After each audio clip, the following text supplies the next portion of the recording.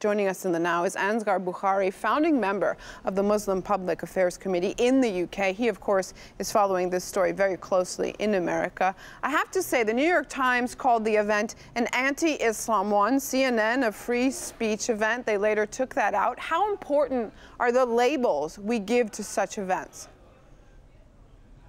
It's vital because people understand or give some context of what it's about. You know, Pamela Geller is well known for her hatred for Muslims and Islam. She was banned from the UK as a hate preacher and is part and parcel of the millions of dollars that are flowing into the Islamophobia industry, and very well connected with Israel, you know, as many of these Islamophobes are. So it's completely important. Is it really about free speech, or is it about these Muslim-hating bigots trying to create another stunt, which in this case clearly backfired?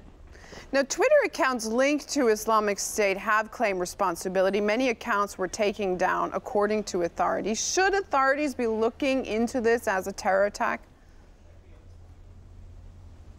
Well, it probably is a terrorist attack in the broad context, but what radicalizes these young people? What makes them so angry that they want to carry out this type of action? And this is where Geller's kind of argument and this Islamophobes industry, this million-dollar industry, says it's about Islam. Islam makes people violent, whereas all the facts say, and all the research has pointed out, that it's this type of hatred, the Islamophobic policies based on the Islamophobic ideology that goes around waging wars around the world that radicalizes young Muslims. And this was just another attempt by the industry to push a clash between Muslims and Greater America, and they're doing exactly the same thing here in Europe. That what you have is this industry trying to create this publicity stunts, cashing in on it, well funded, trying to create some sort of antagonism between Muslims. Muslims react, and all of a sudden you've got the exact kind of narrative that says, look at these barbarians, we've got to fight them. Now, you say that Pamela Geller, she of course is the organizer of this event, this exhibition, which people were encouraged to draw cartoons of the Prophet Muhammad. You say that she has been accused of hate speech in the UK, and a controversial right-wing Dutch politician was a key speaker at the event. Let's take a listen to some of his words and his hailing Pamela Geller. Don't mess with the free West, and don't mess with our freedom of speech. Right. Yeah. My friends, allow me to thank Pamela Geller for organizing this exhibition.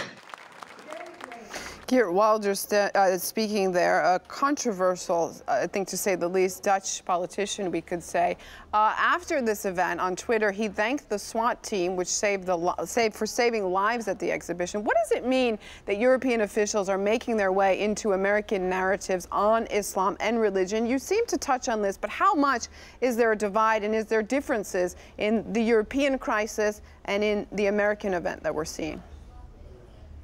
Look, it's a small global world, and information travels out around now in milliseconds. And what you have is this industry that is so well funded, you know, a lot of it connected to Israel, that now it is flying back and forward across the world and interconnecting all those people who have something to say about Islam and trying to bring them together. And that's why you have a politician here in Europe flying over to America. And you have American Islamophobes flying into Europe to try to stoke their hatred and connect it and become ever more a globally, an industrial scale machine of hate. And that's really, really frightening.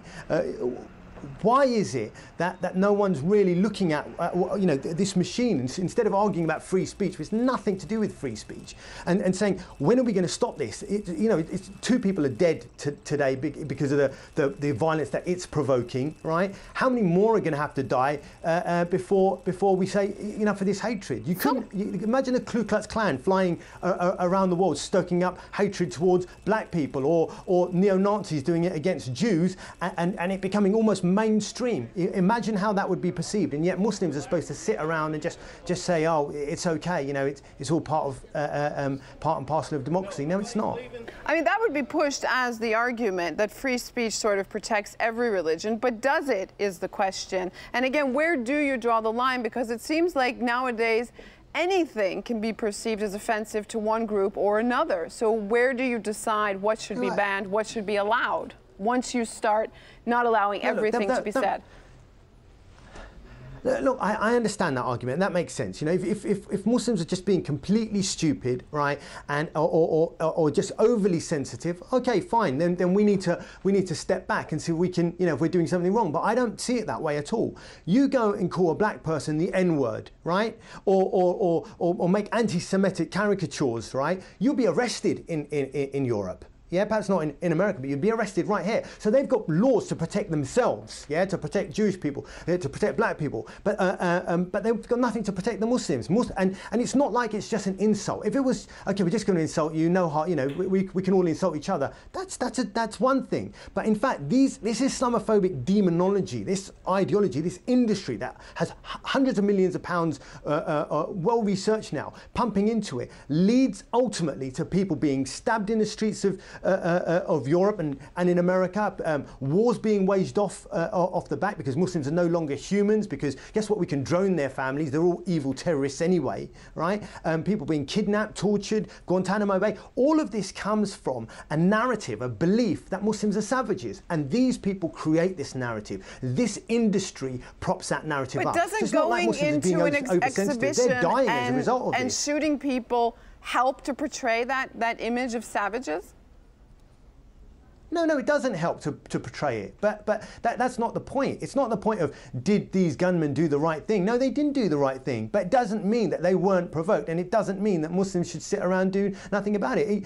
You know, again, I point back to, you go to Harlem in America, right, a large black area, and start saying we're going to do racist caricatures of the N-word. See how many black people react. You know, it's not something that only Muslims would find a point. You be racist to people and they are going to react to you. Why? Because their lives are destroyed off the back of it. It's too easy for you know, right-wing white elites to say, well, you know, you make fun of us as well. Well, you're not living the lives we are. Your lives are not destroyed because of the demonization that is made off the back of, you know, the policies that are made off the back of demonization. You know, white middle-class people are unaffected. Their lives are not destroyed. Muslims in England, at least, are 68% less likely to have a job than a white guy. Why? Islamophobia has an impact on all of our lives, and so it's a very serious topic. It's not something that we're just being sensitive about. It destroys lives, and we're saying enough's enough. We've got to stop this. Is it right for these guys to have got guns and tried to stop it? No, of course it's not right. But is there a reason that makes people angry? Is there a reason other than religion that makes people furious and want to stop this? Yeah, of course there is. Asghar Bukhari, founding member of the Muslim Public Affairs Committee in the UK with us. Thanks so much for being in the Now.